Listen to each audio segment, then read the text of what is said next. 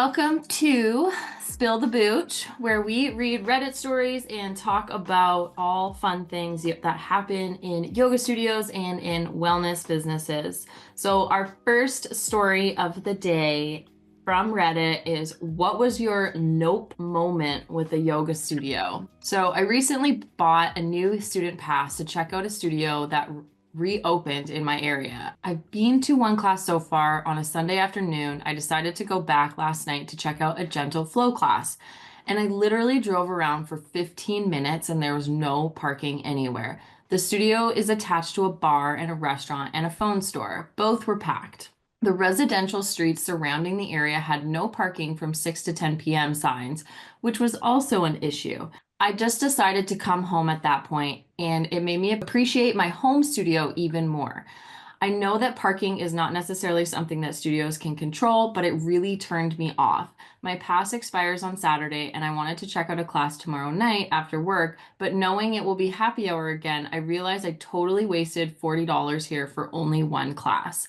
I wish the owner well because he's a good person. I also suspect that they do most of their business during the weekdays, but that schedule just doesn't work for me, unfortunately. So, do you guys have a nope moment when you've been to a studio before? In this exact same situation. Really? It Do tell. happened to me like 2 weeks ago. Well, Really? maybe not 2 weeks ago. Like right before the holiday break. I was going to a class and I wanted to check out this Pilates studio because I've been Mhm. wanting to get into Pilates. And I left my house half an hour early and started driving around. Oh, hey Josh. I'm ready to And spill the booch. we're spilling it. We're spelling. And drove around. It was a 5-minute drive from my house. And I gave myself half an hour so that I could get to the studio early so that I would have time to like fill out the waiver and do everything, be a good first time student. And I could not find parking. I drove around the block 4 times, Oh my maybe, God. just like looking for a parking spot. And like, this is North Van. Like, it shouldn't be that busy. It was like noon. Was it near anything, like a restaurant or anything? It was probably Yeah. lunchtime. Yeah. It was lunchtime, but it was also right before the Christmas holidays. And there was like a whole bunch of stuff going on at the shipyards, which was just a couple of blocks down from where I was going. And there's like Mhm. this Christmas market thing happening, and there was no parking. I ended up forfeiting the class. Oh no. Yeah, it sucked. So Oh I man. get it. That sucks. Josh, to recap, the story is about what's your nope moment with a yoga studio, and the student had a new student pass, and they only went to one class, and then they tried to go to another one, and they could not find parking at all, and it was like during happy hour, and they're just like, I'm over it. I wasted $40 on one class. Yeah. I dude, our last studio too. I put out a video called Park Like a Yogi. You And had it was Hot like Wheels cars. I had little Hot Wheels cars and kids' toys. And I did like still frame. I made a still frame video where I just moved them and took a photo and Yeah. then put it strung all together. And that got a lot of traction locally, but it was more just giving instruction that like everyone parks like such shit where we were, that there was twice as many stalls as there were people at any point in time. Just no one could park properly. Well, and especially bringing the winter. Winter Yeah. parking is just, Yeah. Yeah. To everyone's defense, you can't like see the lines. There's not like I they know, they but park like crap because it's a little more difficult. And this is in Alberta, so everyone also has like an enormous Trucks. truck. Like this. And it's not like there's public transit there. Like there's no possible way to get to the studio other than snowshoeing or driving your enormous truck. And Sled. snowshoeing, right. Snowshoeing sucks in minus 40. So now parking is gotta be in the number one, two, or three spot across the planet on yoga boutique fitness places that run classes, like complaints from students. Hmm. yeah, I can see This that. to me, the thing that this is interesting is it simultaneously demonstrates a real need in your planning phase of a studio, which you really can't fix after the fact. Like if you're like, cool, I'm going to open here, but like there's on-street parking, they'll figure it out. Like, no, No, it's they going to be a won't. problem. No, they won't.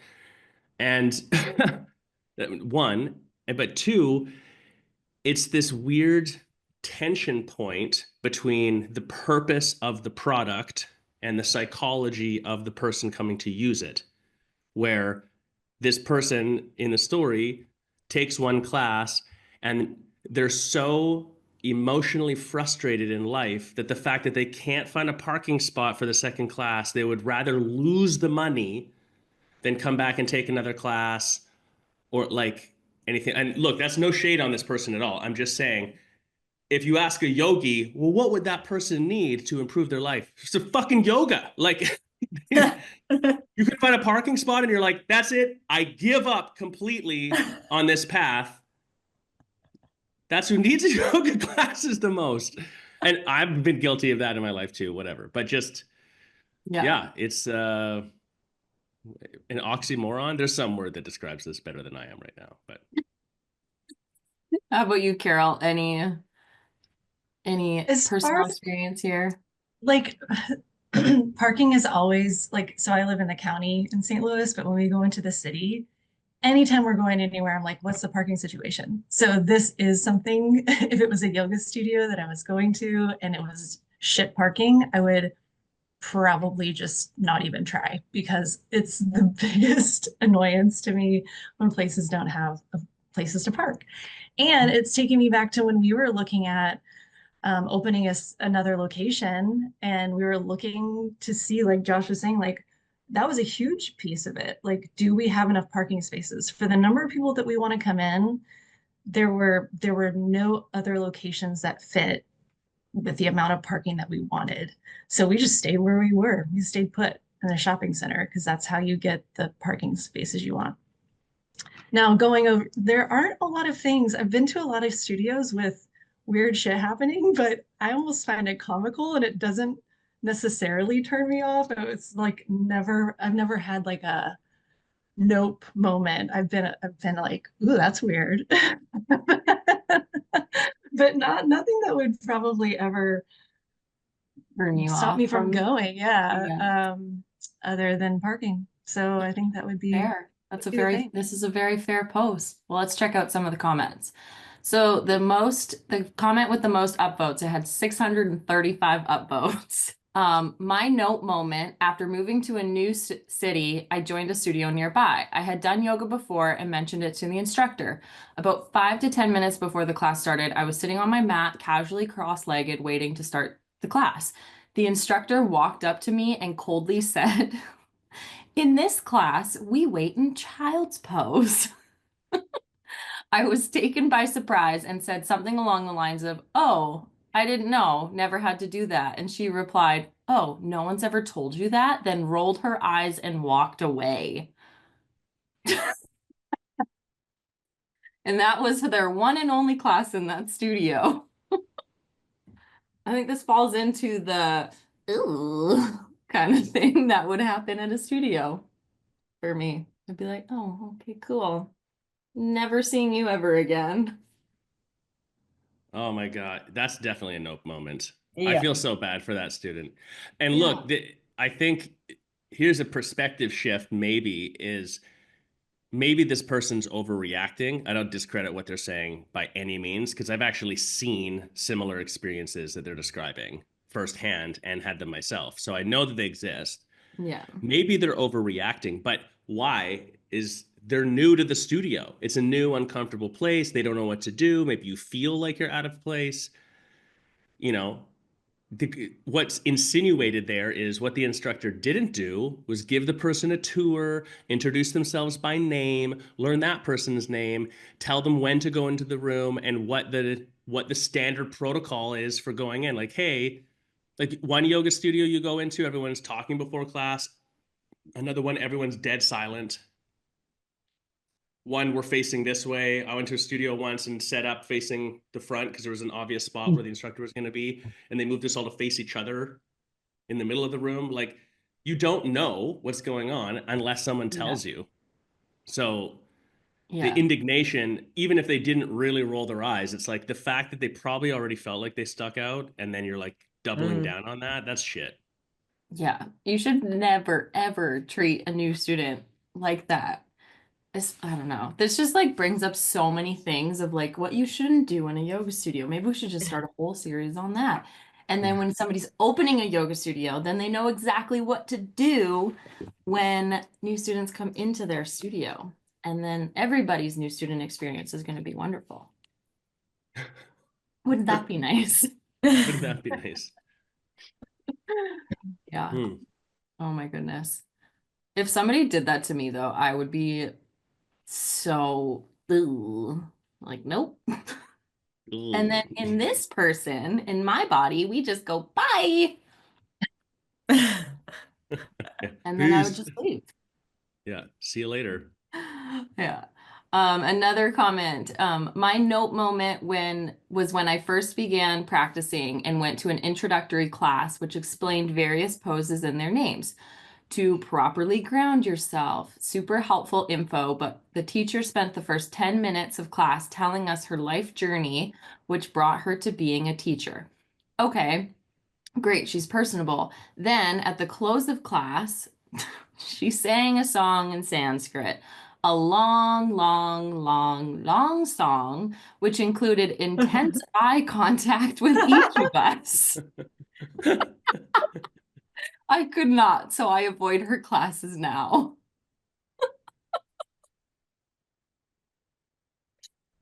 Oh my God. That The would way be you said it, for the way you said it for just a minute, I thought you were going to say the thong song. I was like, a long, long thong, thong, thong, thong. Like, oh my. With intense eye contact. like, oh my gosh, that would be so awkward. Like, that's my personal version of lots of things I don't want to ever experience. I don't know. That basically just describes Carol's class. I love intense eye contact. Oh my God. Oh my God. To And do and it in like singing. an And singing. intro class too. Like could you, because we started like this, it was called Bikram Basics, and it was like for new people so that they kind of like got an intro to the whatever. Anyways. And it was really good because you didn't sing to them. You made their first experience really great, not really awkward and weird. But this kind of ties into like all the weird things that yoga teachers say, like breathe into your skin and from your hair tips into the tips of your toes and feel the breath in your toenails. And it's like, I don't know what that means, especially for people. Like, I find like a lot of my friends are starting to realize that as you get older, your body hurts and they're like, oh, maybe I should do some yoga. Mira, what kind of yoga should I do? And it's a little bit difficult to explain to them like the different types of yoga classes and like which ones are good for beginners because like as well versed in yoga and all that stuff and the postures that I am, I even find it difficult. Like I don't know all the class or the posture names in Sanskrit. And like going to a vinyasa class and when it's like a vinyasa flow, like a hot power flow, and you're going fast and they're like Dandayarana Padasada Satasana. I'm like, I don't know. And like all the warriors, like they do them so fast and then they say half of them in Sanskrit and like I don't know which one's which. And I'm like missing half the posture because I'm looking around the room and I know what I'm doing. So like when people come to me and they're like, I don't know what to try, I'm like, don't go to a power flow class. That's why I really liked like Bikram yoga at the beginning because you do the same thing every single time and you know exactly what you do. And yeah, the teacher says it in Sanskrit a lot of the times, but they still explain how to do it. And it's Mm. really clear as a new student, and you feel really good about going and you don't feel like you don't know what you're doing. Or else go to yin. Yin's just fun and it feels so good. Subtle tangent here. Warrior 1, Warrior 2, Warrior 3. Why do these never go in order? I mean, I I actually know why. know. But like, if you were new and you're like Warrior 1, then Warrior 2, and then they add in Warrior 3, but it's like, okay, we're going into warrior what? 3, tricked you, and you're like, what? Where are we going? All the time. Oh my gosh. Oh my God, I Carol, know. why do teachers do this? Actually, I have sort of a teacher perspective on it, but Carol, what do you think? Why do teachers do Yeah, what? why do teachers do this? Have you experienced that? Like, you're a student for 20 years. The teacher who's like has to say everything in Sanskrit, singing, telling their whole story. Ooh. That's a really common thing. Like I've that description there, I'm like, this doesn't even sound weird. That just sounds like It sounds pretty 80%, normal. 80% of yoga studios have a teacher who does that weekly. Mhm. Yeah. Yeah, I mean, I think that maybe there's, well, that's a good question. I'm trying to think because our studio was basically a Bikram-based studio, at least to begin with. And there was like one teacher in particular that liked to throw in a lot of stories. And there's, it usually pulled back around into the yoga. Hopefully it pulled back around into the yoga.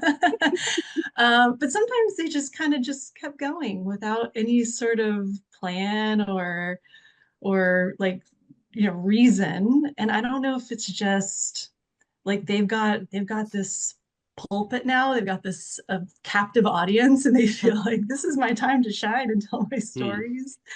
Or I don't really understand the thought behind it, but we definitely had to rein some people in, that person in particular, and say, it's about teaching the class. Let's keep it to that. And if you have a relevant story, then Yeah. add it. For your We're never bio on the singing. There website. really wasn't singing or anything like that. What was that, Mara?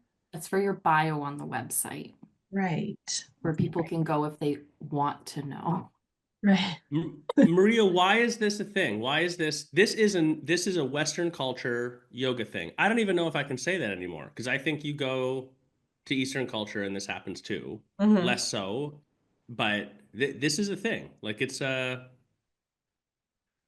is more common than not that a teacher talks about their story, uses jargon, etc., etc. Like that's actually normalized. It's habituated across the industry. You almost can't blame new teachers that start to do this because that's what they're seeing. Yeah, 100%. I feel like I've been on the giving and the receiving end of this, honestly. Like I've shared anecdotes in class of like from my own personal life, but I always make a point of tying it back to the practice in some way. And it's Mm. because, there's two, this has happened on 2 occasions, like I can count it on one hand. One was I was driving to teach a yoga class and this was pretty horrific. I saw someone hit a kid on the sidewalk with their car. Oh.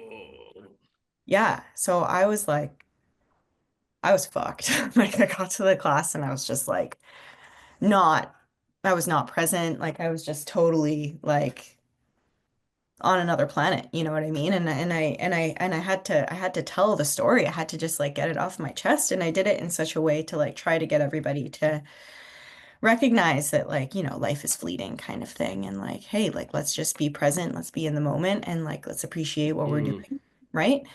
Um and the second time was after I had read something profound and I was just like, wow, I really want to share this with my yoga class because I think it's really applicable to practicing, right? So those are the 2 instances where I've shared something. Now, I've also been on the receiving end of this where I've had a teacher literally say, think of the most traumatizing experience that you've ever had in your entire life.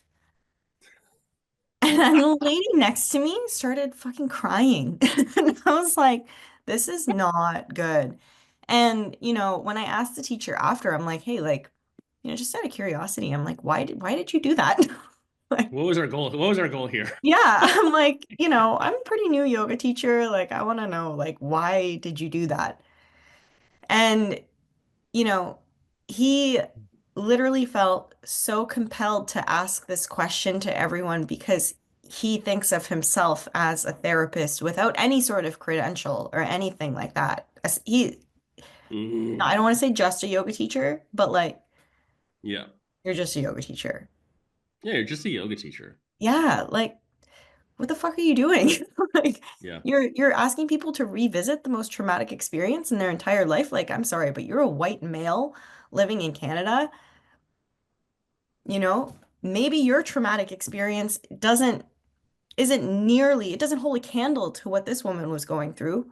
Who knows what No. she went through and Yeah. where you sent her mentally? Do you know what I mean? Like I was just like Well, and entitled. what was the follow-up after that? Yeah, he was just like, well, I wanted everybody to work through it using their breath. So No. was right, like was there instruction then? Be like, okay, now breathe this way to like No, no, of course not. no, I there don't was That no know. that follow one's through. man, that's rough. That's horseshit. Yeah, I would straight up, I would fucking fire someone who did that in my studio. right? Yeah. Yeah, no, I don't like that. No questions. It's you're done.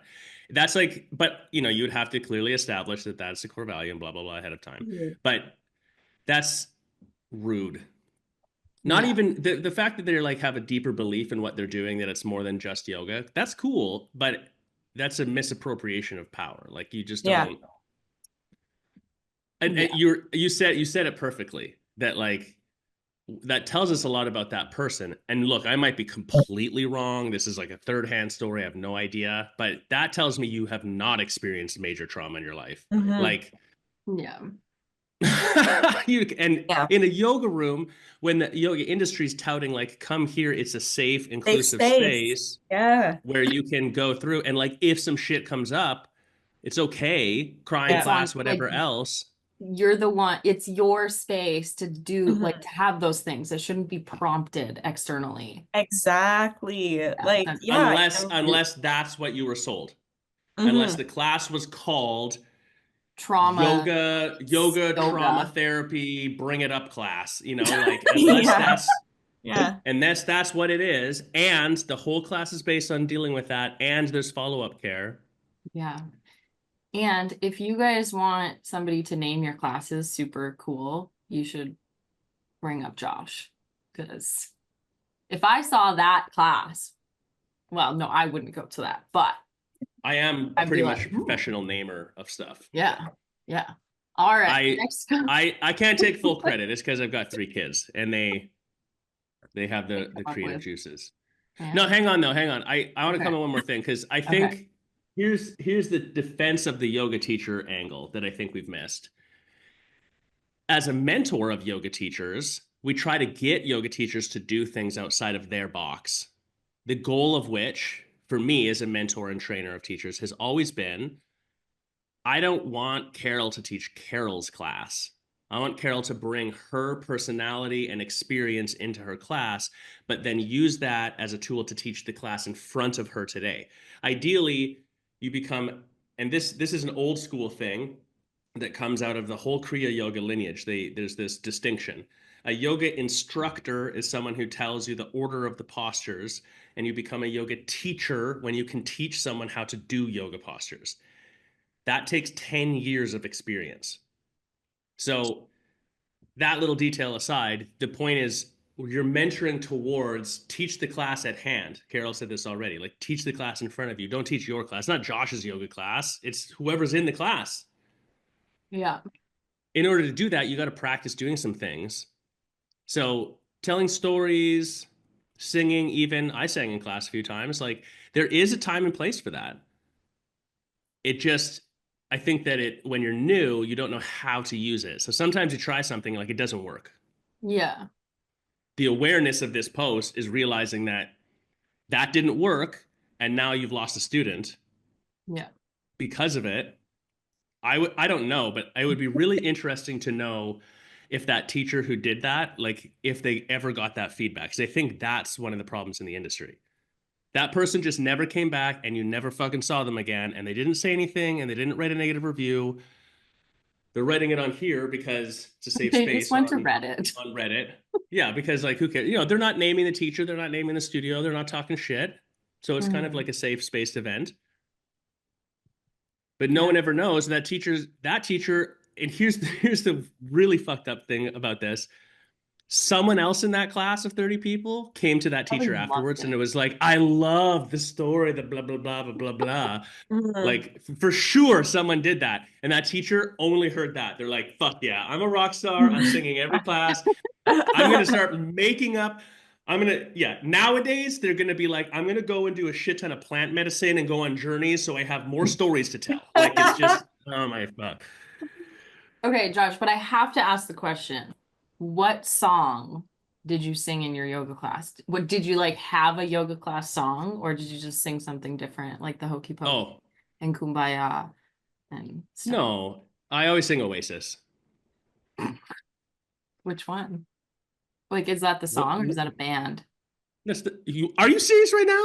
If I heard the words, I would know, but I'm sorry, I'm not that great with like the names and the songs.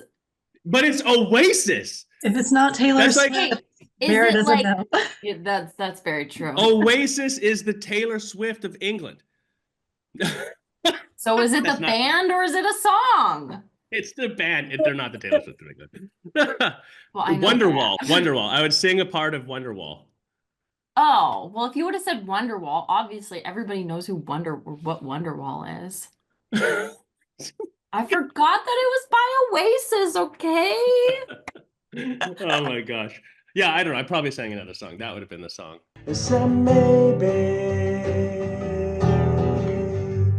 You're gonna be the one that sees me. You should have done closing time at like during Savasana. That would be a good song. Oh my God. That's like every high school, middle school dance end songs. Like, okay, the dance is over now because the closing time is playing. That was every bar closing song. It probably to this day is every bar To this day, closing song. it still To this is. day, if you go to a bar in Canada, they will play that song at the end, and everyone will groan and then sing along the whole time. It will happen. Yeah. Oh my God. From someone who worked at a bar forever, maybe it was just our DJ because he hated that song, and I worked at a country bar. Ours was Strawberry Wine, which was my favorite, and I loved it. It was so good. It hit. It really did. That takes me back. Yeah. But wait, is that a band or a song? It's the song. Don't ask me who sings it because I don't know. I only know song names. I don't know who sings them unless it's Taylor Swift. It's debatably more relevant, the song. Yeah, Yeah. a little bit. Okay. Last comment. My very first yoga class ever was at a corporate chain gym about 13 years ago. It was literally called a beginner class, and everybody raved about the instructor. He had us doing headstands against the wall in the first 15 minutes of class. I fell on my face and got a bloody nose, and it was so embarrassing and painful. I didn't take another class for nearly a decade. I assumed classes were basically inaccessible for beginners, and headstands, crow pose, and jump back to chaturanga were beginner moves that were way too hard for me. Oh. Yep. Wow. Oh, this is exactly what I was talking about. I don't know. Fell on their. That would be like, I feel Having bad a for that bloody person. nose. Ugh. Yeah. I had a bloody nose in class a few times because I used to get nosebleeds all the time. Yeah. I was in the middle of a class with like a few hundred people in cobra pose, and my nose just started bleeding. And it was Bikram teaching. Yeah. And he just screams at me from his enormous podium, "Boss, get the fuck out of here. Deal with that." So I leave, and they just stuck a tampon up my nose, and I went back in and kept doing class. And he goes, "That looks better." Fucking tampon hanging out my face. I mean, that's a very realistic solution.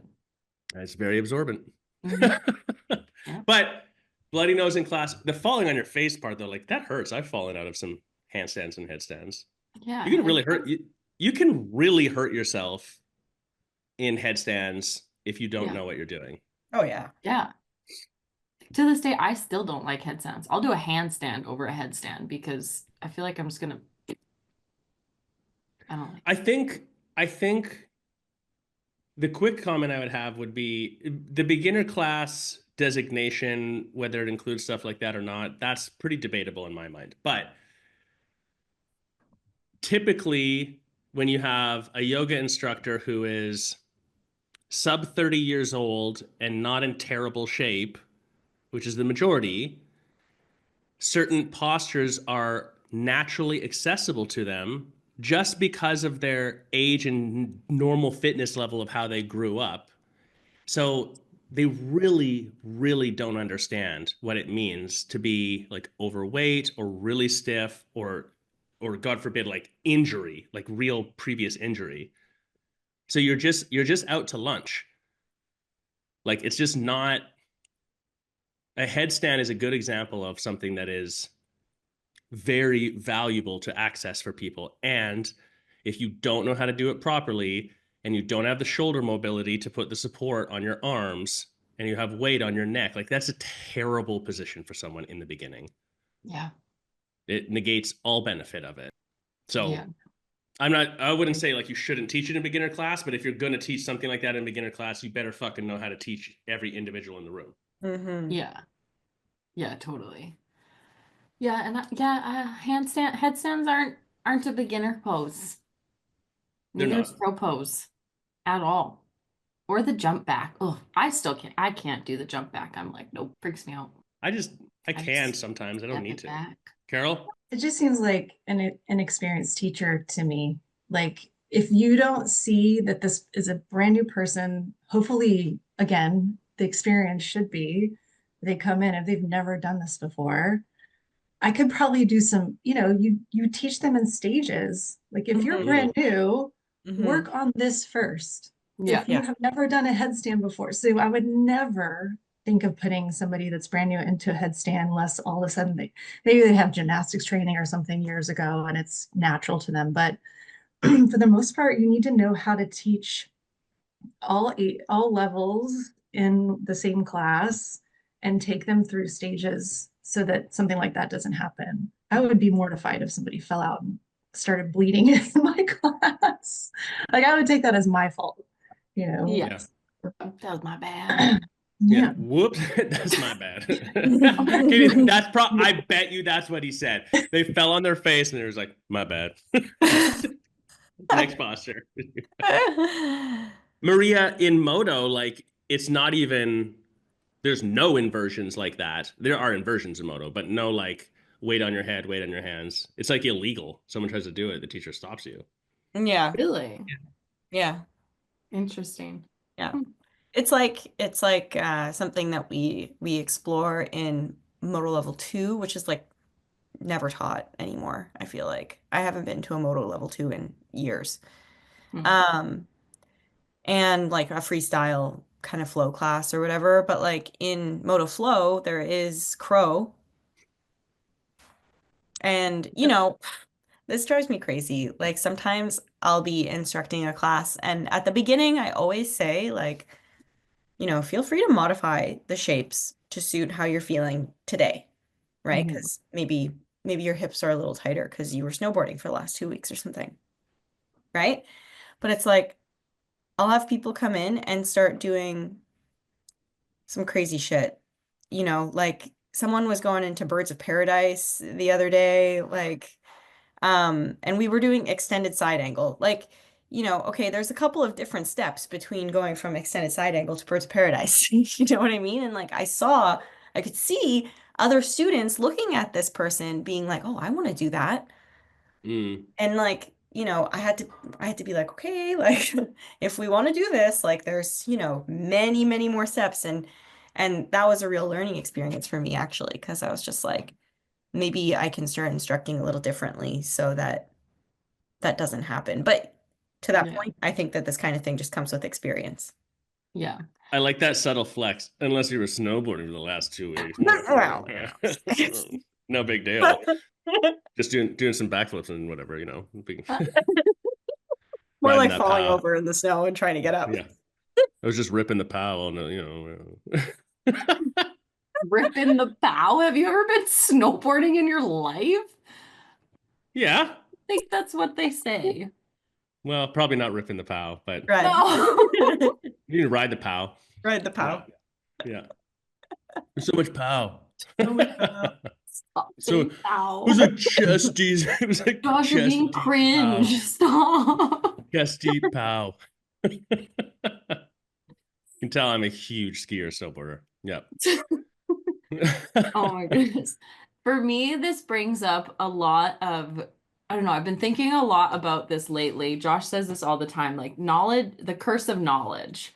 Like what you don't know is, I don't know, like being a yoga teacher, like you know so much about yoga and yoga postures, and like you almost forget that people don't know what they don't know. And it's as simple as like even circling back to the parking. Like, how easy would it be to just put on your new student page when somebody's signing up? Yeah, most people won't see it, but at least then that education and that information is there. It's like when you're coming to our studio, this is where you park. These are your options, just so it's like there if people are looking for it. And then Mm. also, like, it's I know that you're in a flow, and I'm not a yoga teacher, so I don't really know how difficult it is to make a class, but like if it's a beginner's class, take a second and explain how to do the posture just a little bit so that people aren't like not wasting their whole class, but like spending a lot of the time on the class, because like the purpose of going to yoga is to relax and feel good in their body and decompress and stretch. But like a lot of people, and maybe I'm just an anomaly here, I don't know, but like my first few classes going to a vinyasa class is so occupied by what the fuck are we doing? I don't know how to do this. What am I doing? Like it's stressful. It makes it stressful going to a yoga class when Mhm. you have to like constantly look around, make sure you're doing the posture right. Even like as simple as like all the different lunges and stuff, like is your foot on the ground? Is your heel up? I don't know. Like Mm. just those little tiny things, like being aware that like the difference between I don't even know all of the little splitsy thingies, but you know, like just taking that little extra time and explaining it. And Warrior One, what's the difference between it? Or even like putting it on social media. Like, yeah, obviously you know what yoga is, but a lot of people don't know what yoga is and what the difference between all these postures are and all of that kind of stuff. So I don't know. That's my what you don't know, you Well, know. I think too, something that was said to me really early on in teaching was the definition of a beginner's yoga class is that the goal of the teacher is to help a person go through their sequencing so that they learn how to use their body. It's a beginner because as a student, you're learning how to use your body. Mm-hmm. The object, like, who cares if you can do the posture or not? And then Mm-hmm. you get the secondary benefit of the stretching, the vasodilation, the pranayama, the like all the other elements that happen too. So Makes sense. from that perspective, to your point, like in one lunge position of a specific posture, the subtle, like where you have weight, front foot or back foot, or evenly distributed, are you actively rising or sinking? Are you what is contracted versus relaxed? Are you rolling weight to the outside of the foot and moving in the outer in? And then as that adjusts for anatomy in someone as well, squaring the hips or opening the hips changes the sensation and where the effect is in the body. So in one position, you can give a different instruction and create a different posture altogether. If Mm-hmm. I'm learning how to use my body, then I need enough instruction to understand that. That's the tricky part. Yeah, totally.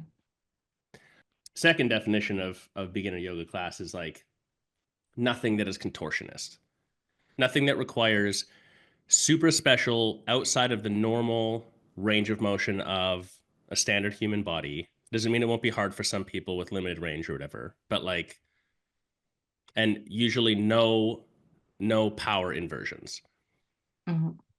So, um, here, I don't know, Carol, I'd be really curious what you think, because the other thing that I see at studios as a result of this conversation we're having right now is then a fear to push the class, a fear to teach like inversion postures, a fear to get someone to go further into a posture, a fear to offer a class that is more advanced, that does do handstands and stuff. And the result is you'll lose, at some point, you'll lose students.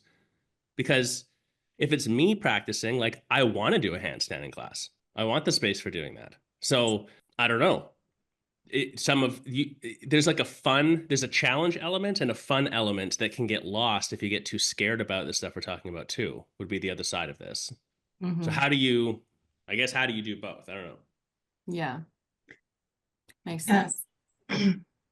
It's a good observation. I feel like that's something we definitely have noticed at our studio. We were always really careful to add things in and then build, like when the students felt like they're ready, then we would move to the next, iteration of that class or add a little bit more. Because I think you're right. You do start to lose, I think you start to lose the people that are ready for that new challenge.